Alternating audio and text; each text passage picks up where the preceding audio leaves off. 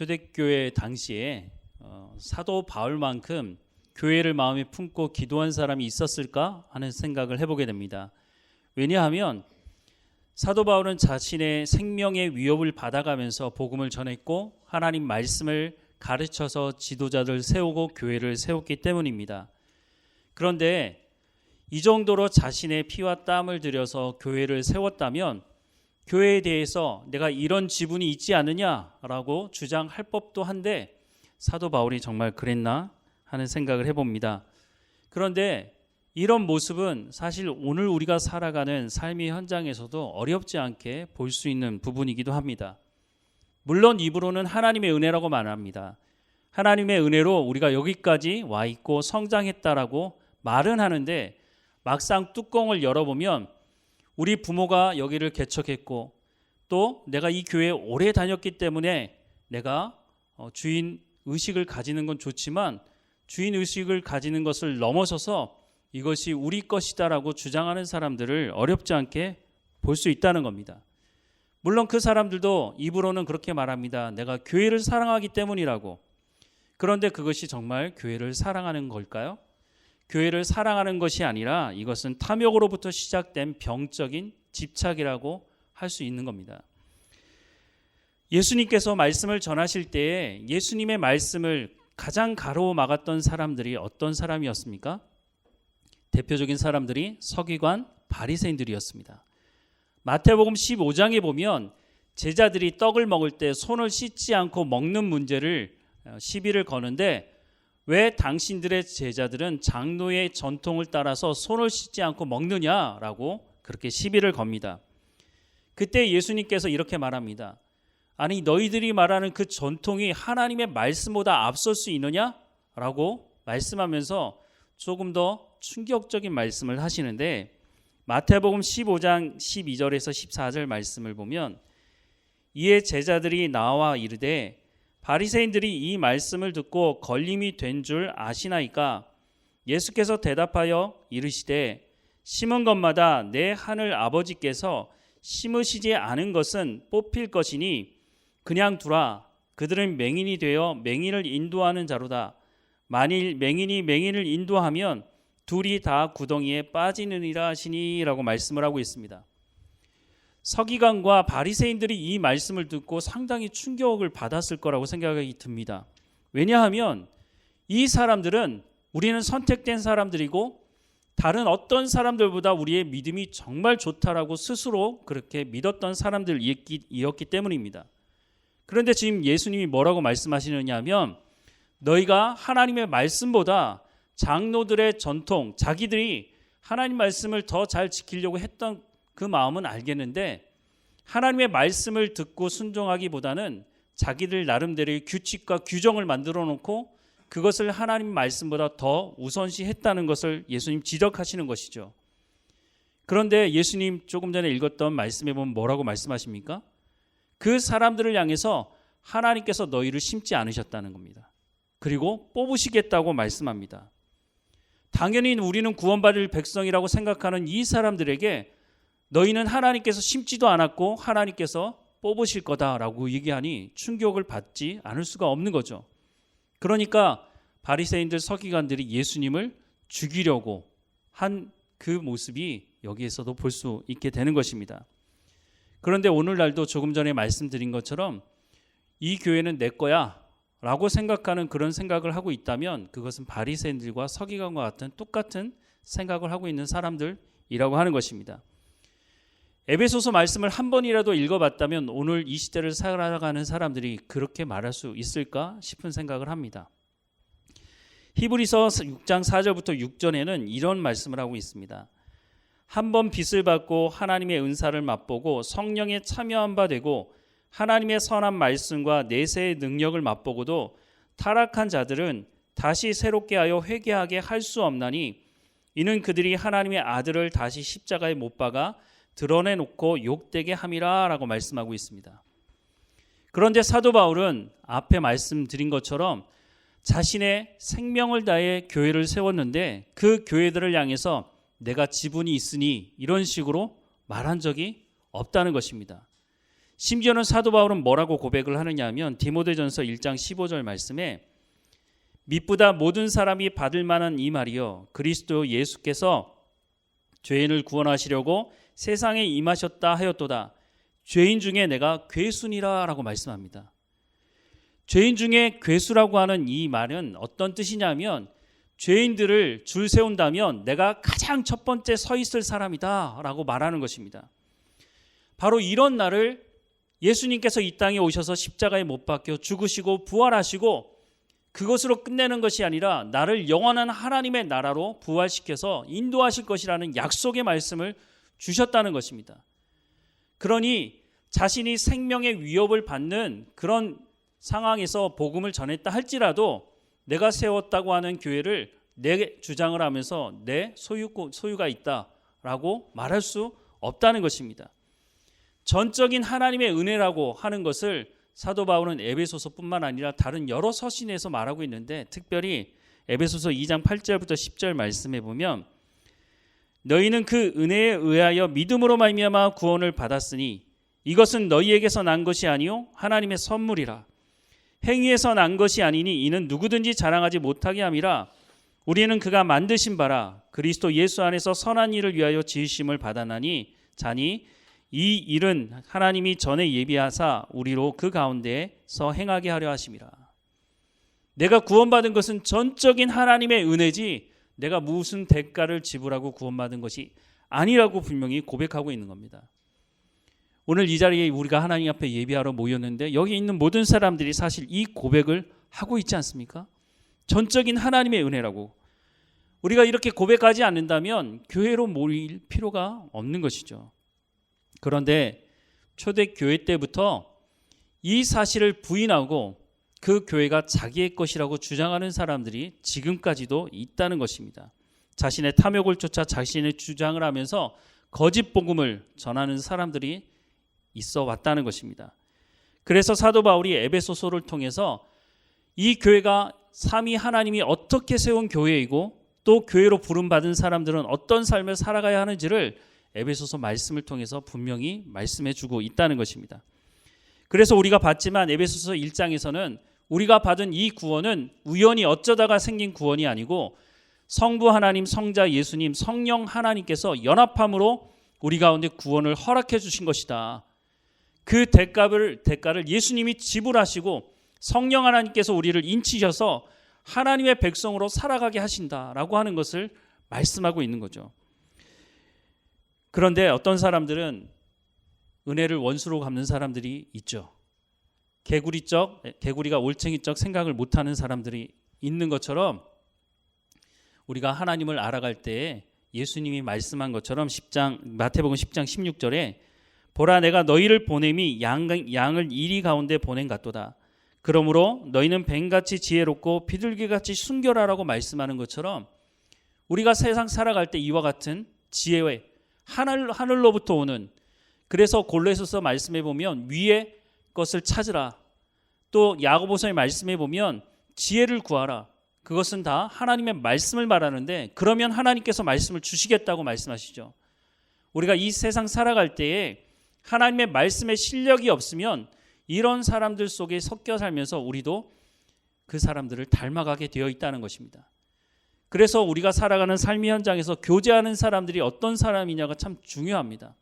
그냥 만나는 사람들이 아니라 친밀한 교제하는 사람들, 그 사람들이 어떤 말을 하고 있는지를 여러분 유심히 한번 들어보십시오. 그 사람들을 입에서 사람들을 비난하고 비방하고 분열시키는 말들을 하고 있다면 우리가 그 사람들과의 교제를 멀리할 필요가 있습니다. 금묵자학이라는 말이 있습니다. 나쁜 사람을 만나게 되면 나쁜 습관이 생기기 마련이라는 것입니다. 그런데 우리가 이런 사람들을 분별할 실력이 없다면 내 주변에 그런 사람들과 같이 교제를 하게 되겠죠.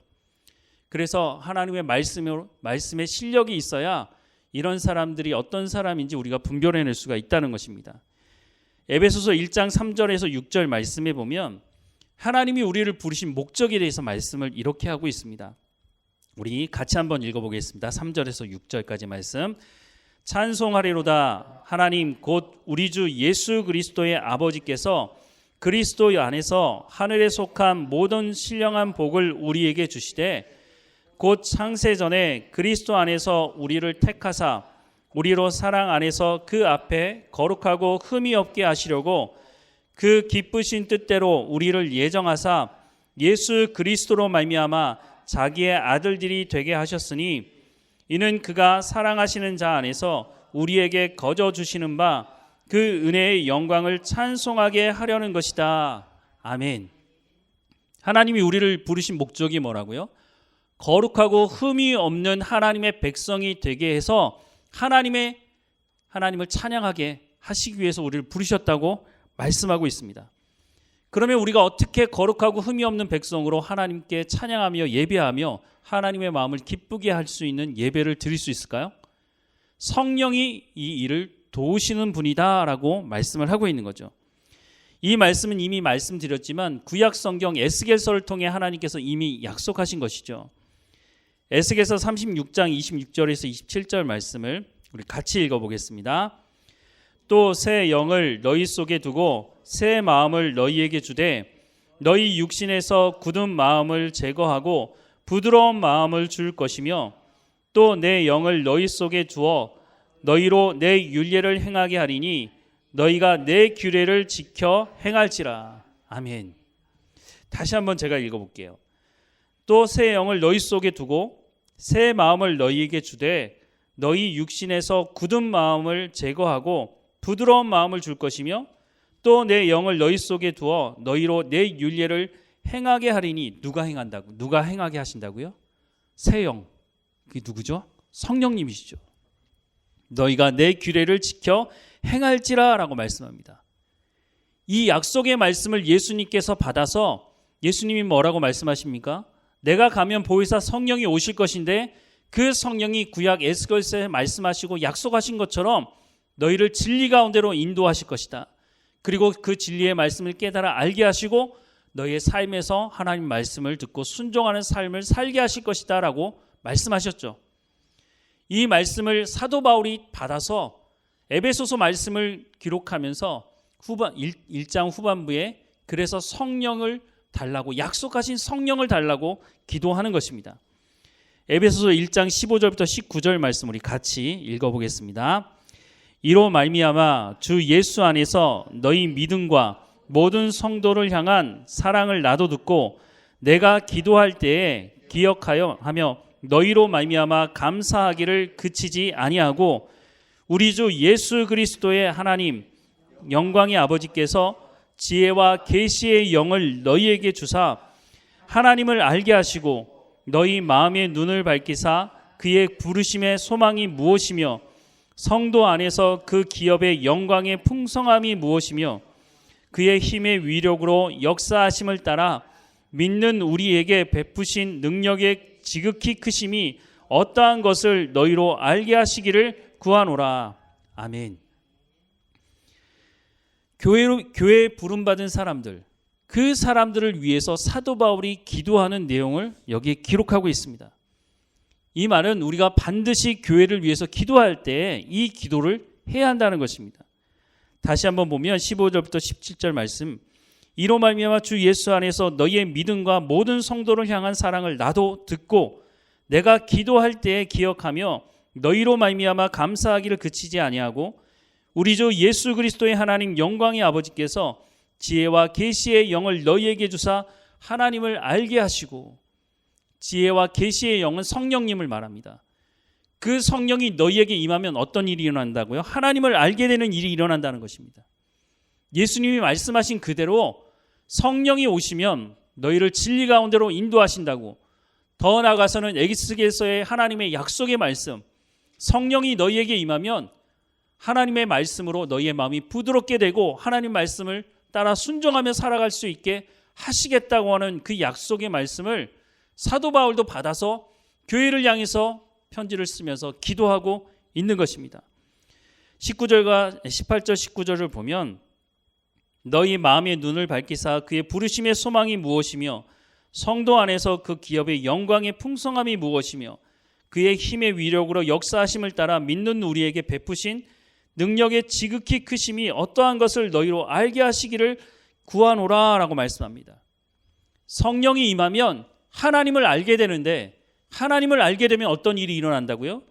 부르심의 소망이 무엇인지 우리의 눈이 밝아져서 우리를 왜 부르셨는지를 알게 된다는 것입니다.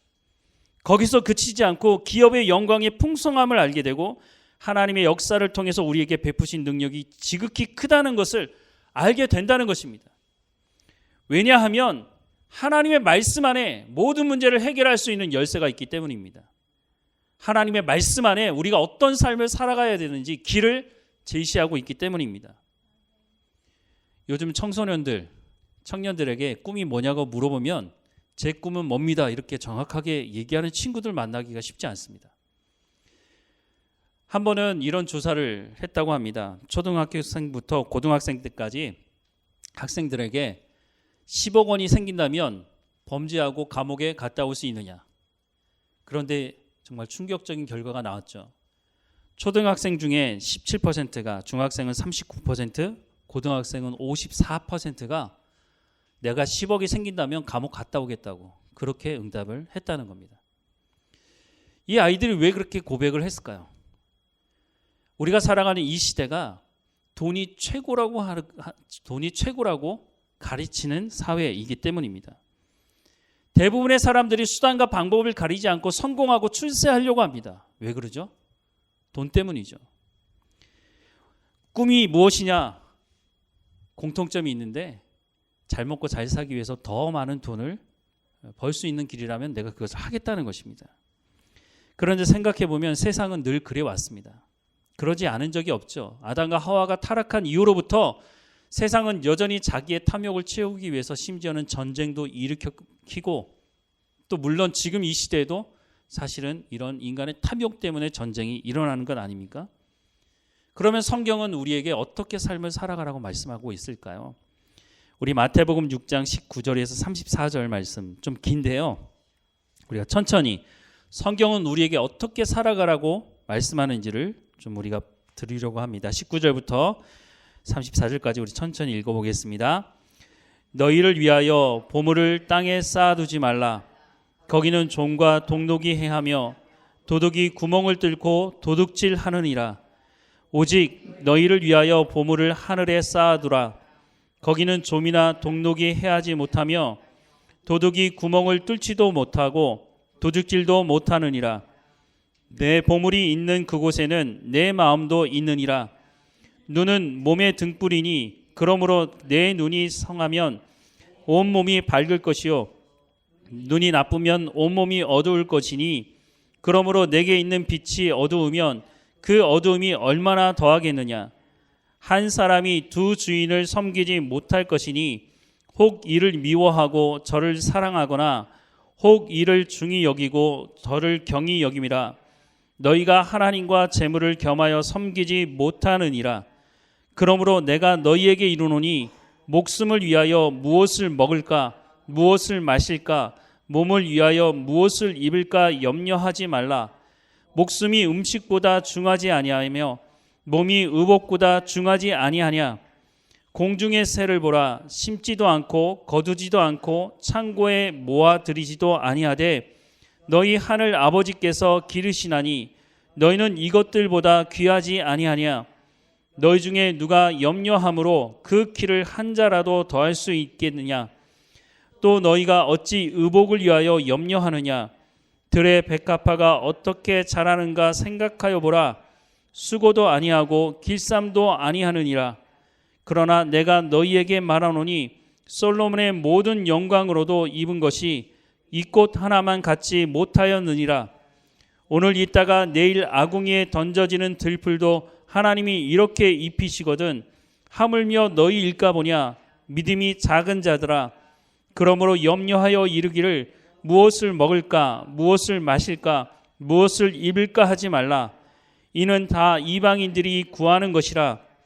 너희 하늘 아버지께서 이 모든 것이 너희에게 있어야 할 줄을 아시느니라. 그런즉 너희는 먼저 그의 나라와 그의 의를 구하라. 그리하면 이 모든 것을 너희에게 더하시리라. 그러므로 내일 일을 위하여 염려하지 말라. 내일 일은 내일이 염려할 것이요 한날 괴로움은 그날로 족하니라. 아멘. 이렇게 살아가는 것이 그리스도인들의 삶이라고 말씀해 주고 있는 것입니다. 그런데 우리가 이 말씀을 처음 듣는 말씀은 아닌데 이 말씀대로 살아가기가 쉽지 않습니다. 왜냐하면 세상이 우리가 이런 삶을 살아갈 수 있도록 도움을 주는 세상이 아니기 때문입니다. 돈이 가장 우선순위고 최고의 가치라고 말하는 세상 속에서 이 말씀대로 살아가려고 하니까 충돌이 일어나고 쉽지가 않습니다. 앞서 말씀드린 교회 안에서 기득권을 가지고 이 교회는 우리 거야 라고 말하는 사람들, 그 사람들의 뿌리를 찾아 들어가면 결국은 이 탐욕과 돈이 연결되어져 있다는 것입니다. 물론 돈 자체는 문제가 없습니다. 돈을 사용하는 인간의 그 탐욕이 문제인 것이죠. 지난주에도 보았지만 교회가 다 같은 교회가 아닌 것입니다. 사도 바울이 어려움을 당하고 있는 예루살렘 교회를 돕자고 했을 때에 나서서 헌금을 하고 도와줬던 교회와 그렇지 않은 교회가 명백하게 드러나는데 헌금을 하지 않았던 대표적인 교회가 바로 고린도 교회였다고 말씀을 드렸습니다. 그런데 상대적으로 다른 교회들보다 상당히 부유할 것으로 예상이 되는 고린도 교회가 헌금을 하지 않은 중요한 이유는 이 사람들이 사도 바울의 사도권을 인정하지 않고 있었기 때문입니다. 사도 바울의 사도권을 인정하지 않는다고 하는 것은 목회자로 인정하지 않는 거죠. 목회자로 인정하지 않는 이 사람들이 하나님의 말씀을 또 듣지 않게 되는 것이죠. 고린도후서 8장 1절부터 5절 말씀에 보면 이런 고린도 교회를 향해서 마게도냐 교회에 대해서 이렇게 소개하고 있습니다. 형제들아, 하나님께서 마게도냐 교회들에게 주신 은혜를 우리가 너희에게 알리노니 환난의 많은 시련 가운데서 그들의 넘치는 기쁨과 극심한 가난이 그들의 풍성한 연보를 넘치도록 하게 하였느니라. 내가 증언하노니 그들이 힘대로 할 뿐 아니라 힘에 지나도록 자원하여 이 은혜와 성도 섬기는 일에 참여함에 대하여 우리에게 간절히 구하니 우리가 바라던 것뿐 아니라 그들이 먼저 자신을 주께 드리고 또 하나님의 뜻을 따라 우리에게 주었도다라고 말씀을 하고 있습니다. 마게도냐 교회들이 넉넉해서 돈이 남아서 헌금했다고 말하고 있지 않습니다. 2절 말씀에 보면 환난의 많은 시련 가운데서 그들의 넘치는 기쁨과 극심한 가난이 그들의 풍성한 연보를 넘치도록 했다고 말하고 있습니다. 환난과 극심한 가난이 어떻게 세상적인 생각을 하자면 아니 가난한데 어떻게 헌금을 할 수 있느냐고 말을 해야 될 텐데 그렇지 않았다는 겁니다. 5절 말씀에 보면 우리가 바라던 것뿐 아니라 그들이 먼저 자신을 주께 드리고 또 하나님의 뜻을 따라서 우리에게 주었도다 말하고 있습니다. 이들이 이런 환난과 극심한 가난 속에서 헌금을 했던 중요한 이유는 하나님의 뜻이 무엇인지를 알았기 때문이라고 말씀하고 있습니다. 그러면 고린도 교회가 헌금하지 않은 이유는 뭡니까? 결국 하나님의 뜻이 무엇인지 몰랐다는 것입니다. 왜 하나님의 뜻이 무엇인지 몰랐을까요? 조금 전에 말씀드린 것처럼 사도 바울의 사도권을 인정하지 않은 겁니다. 목회자로 인정하지 않으니 그 사람이 전하는 그 하나님의 말씀을 듣지 않게 됐고 하나님의 말씀을 듣지 않으니 하나님의 뜻을 알 수가 없는 거죠. 그러니 결국은 하나님의 뜻을 알지 못하는 이 사람들은 헌금하지 않았다라고 말을 하고 있는 겁니다. 그런데 마게도냐 교회들은 어떻다고요? 하나님 뜻을 알았다는 겁니다. 어떻게 하나님의 뜻을 알았을까요? 하나님 말씀을 들었으니까. 그런데 사도 바울이 에베소서를 통해서 말씀하는 것을 가지고 얘기하자면 성령이 이들 가운데 충만히 임했기 때문에 이들이 진리 가운데 인도함 받았기 때문에 하나님의 뜻을 알았다는 것입니다. 사도 바울은 에베소서 1장에서 이 성령이 임하기를 기도하고 2장으로 넘어가면서 하나님의 이 뜻, 성령을 통해서 알게 되는 하나님의 뜻이 구체적으로 어떻게 실현되는지를 말씀하고 있는데 첫 번째는 하나님과 우리 각 개인과 연합된 관계가 이루어졌다는 것을 소개하고 있고 에베소서 2장 후반부에는 교회의 연합을 말하고 있는데 그 연합은 바로 이방인들과 유대인들의 연합을 말씀하고 있다고 말씀을 드렸죠. 지금 우리로 하자면 먼저 믿은 사람들, 그러니까 교회에 오래 다녔던 사람들과 이제 새롭게 신앙생활을 하는 사람들이 함께 연합된 관계를 이루어야 한다라고 하는 것을 말씀해 주고 있다는 것입니다. 그리고 에베소서 3장에 넘으면서 바로 이런 하나님의 뜻을 전하기 위해서 다른 사람들과 비교해서 지극히 작은 나를 하나님께서 부르셔서 말씀을 전하게 하셨다라고 하는 것을 말하고 있습니다. 그리고 나서 오늘 본문에 사도 바울은 또다시 기도를 하고 있습니다. 오늘 본문 14절부터 21절까지의 말씀 우리 같이 한번 읽어보겠습니다. 이러므로 내가 하늘과 땅에 있는 각 족속에게 이름을 주신 아버지 앞에 무릎을 꿇고 비노니 그의 영광의 풍성함을 따라 그의 성령으로 말미암아 너희 속사람을 능력으로 강건하게 하시오며 믿음으로 말미암아 그리스도께서 너희 마음에 계시게 하시옵고 너희가 사랑 가운데서 뿌리가 박히고 터가 굳어져서 능히 모든 성도와 함께 지식에 넘치는 그리스도의 사랑을 알고 그 너비와 길이와 높이와 깊이가 어떠함을 깨달아 하나님의 모든 풍성한 것으로 너희에게 충만하게 하시기를 구하노라. 우리 가운데서 역사하시는 능력대로 우리가 구하거나 생각하는 모든 것에 더 넘치도록 능히 하실 이에게 교회 안에서와 그리스도 예수 안에서 영광이 대대로 영원 무궁하기를 원하노라. 아멘. 다시 14절부터 16절 말씀을 보면 이러므로 내가 하늘과 땅에 있는 각 족속에게 이름을 주신 아버지 앞에 무릎을 꿇고 비노니 기도한다는 거죠.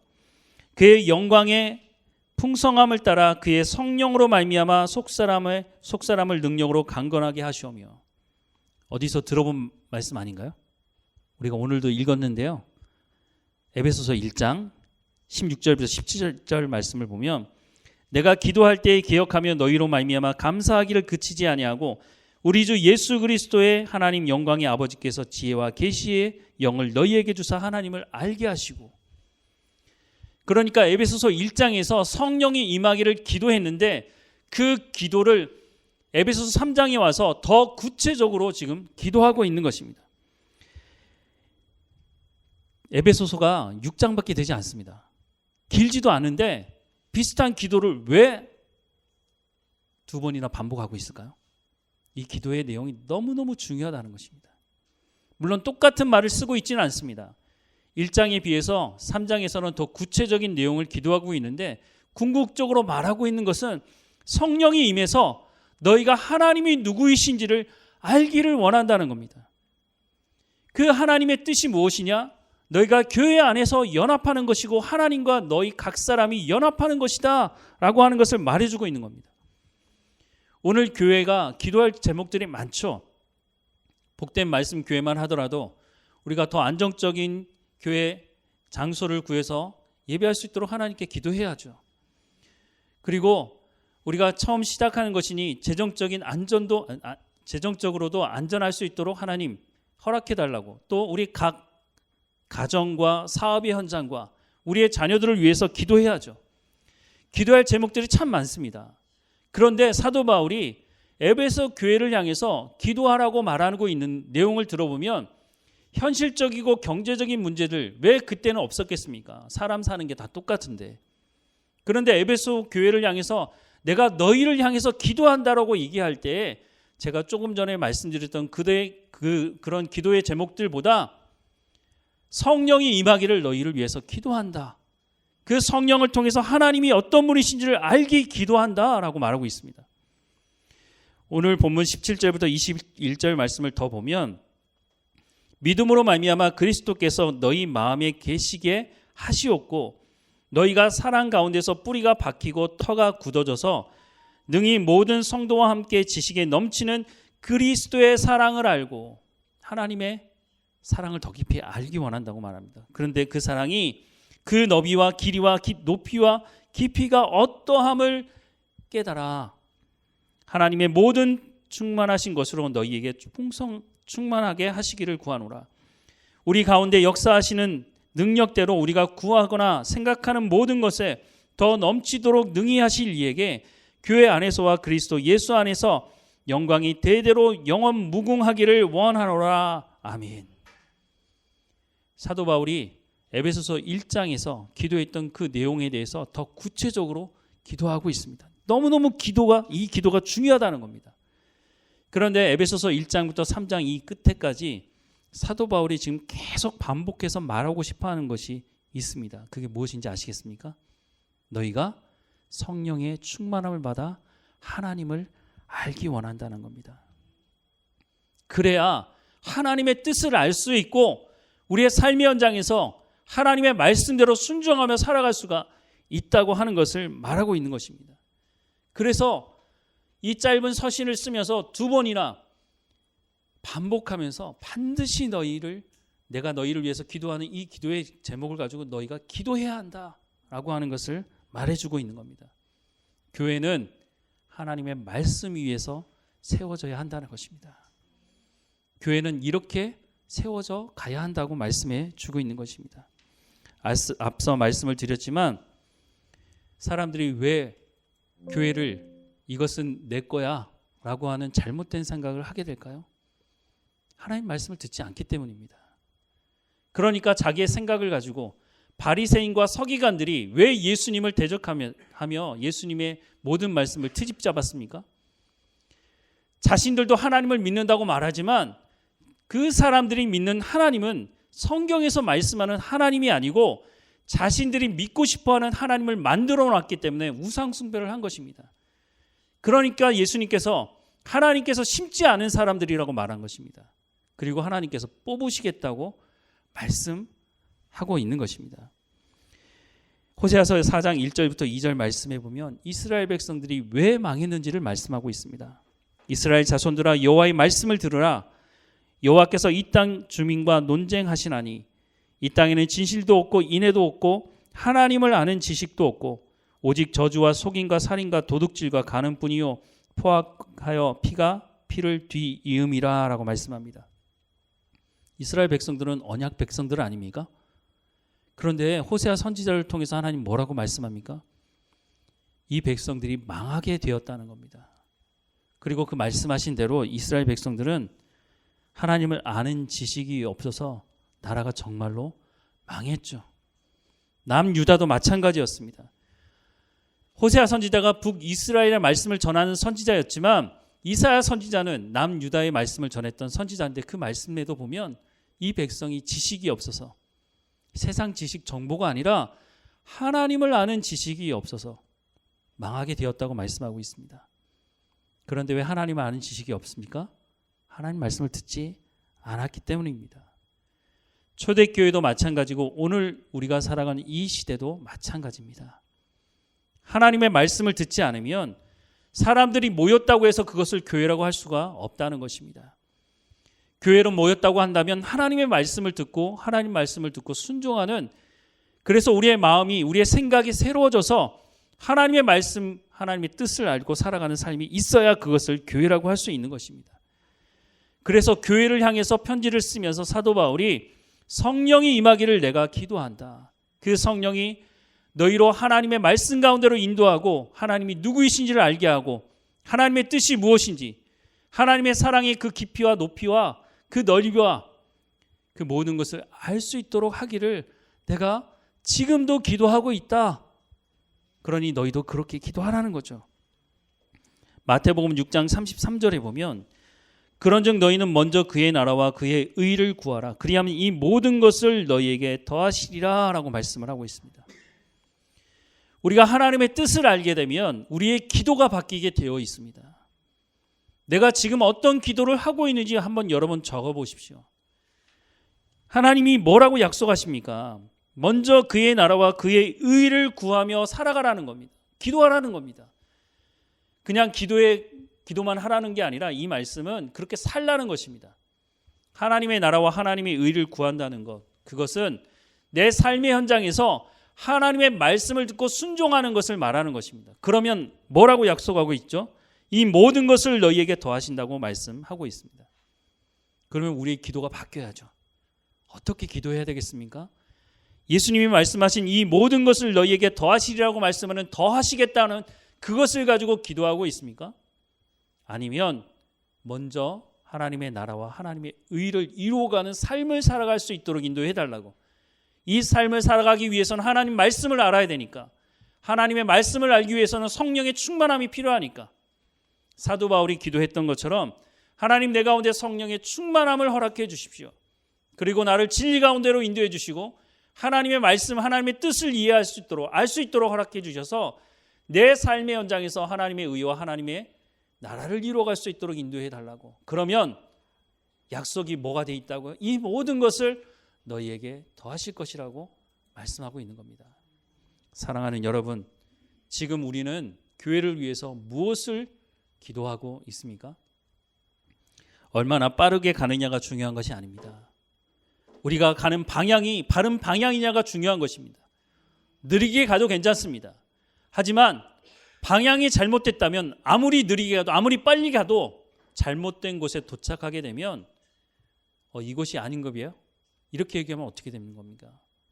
그래서 처음부터 교회를 향해서 기도하는 사도 바울의 기도처럼 하나님 우리 가운데 성령의 충만함을 허락해 주십시오. 이것을 통해서 하나님의 말씀을 깨달아 알게 하시고 내 삶의 현장에서 이 말씀을 이루어가며 살아갈 수 있도록 느리더라도 하나님을 향한 방향을 바로잡고 그렇게 자라가게 되면 하나님의 마음을 기쁘게 하는 교회로 성장하게 되는 것입니다. 왜냐하면 우리가 교회를 성장시키시는 것이 아니라 성령 하나님께서 우리를 성장시키기 때문에 우리가 성장하면, 우리 각 사람이 하나님 앞에 성장하면 교회가 성장할 수밖에 없는 것이죠. 그래서 사도 바울이 교회를 향해서 기도하는 이 기도의 제목을 우리의 마음에 새기고 하나님 이 말씀대로 우리 가운데 이루어 주십시오 라고 교회를 위해서 기도하는 우리 모두가 되기를 주님의 이름으로 축원합니다. 사랑하는 하나님, 우리 가운데 약속하신 그 성령을 허락해 주옵소서.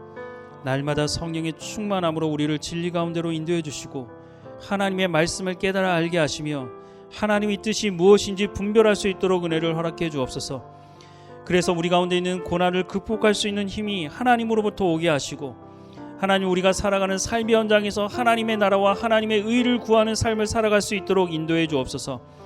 하나님 내 삶이 하나님 앞에 칭찬 듣는 삶이 될 수 있도록 하나님의 마음을 기쁘시게 하는 교회의 삶으로 살아갈 수 있도록 인도해 주옵소서. 그리스도의 장성한 분량에 이룰 수 있도록 세상이 줄 수 없는 평안을 누리며 하나님이 주시는 참 기쁨과 감사함으로 살아가는 우리의 삶이 될 수 있도록 하나님의 말씀을 들을 수 있는 귀를 열어주시고 우리의 마음에 하나님의 말씀을 새길 수 있도록 은혜를 허락해 주옵소서.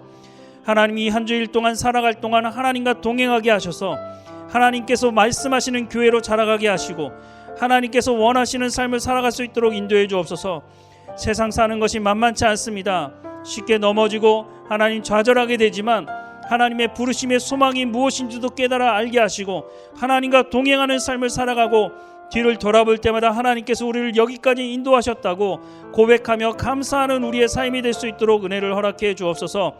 하나님 우리를 복된 말씀교회로 불러주셨사오니 하나님 이 교회를 통해서 하나님의 영광이 드러날 수 있도록 우리가 나아갈 방향이 어딘지를 분명히 알고 하나님 앞에 순종함으로 나갈 수 있는 우리의 삶이 될 수 있도록 인도해 주옵소서. 하나님이 한 주일 동안 우리를 인도하실 하나님께 감사드리고 예수 그리스도 이름으로 기도드립니다. 아멘.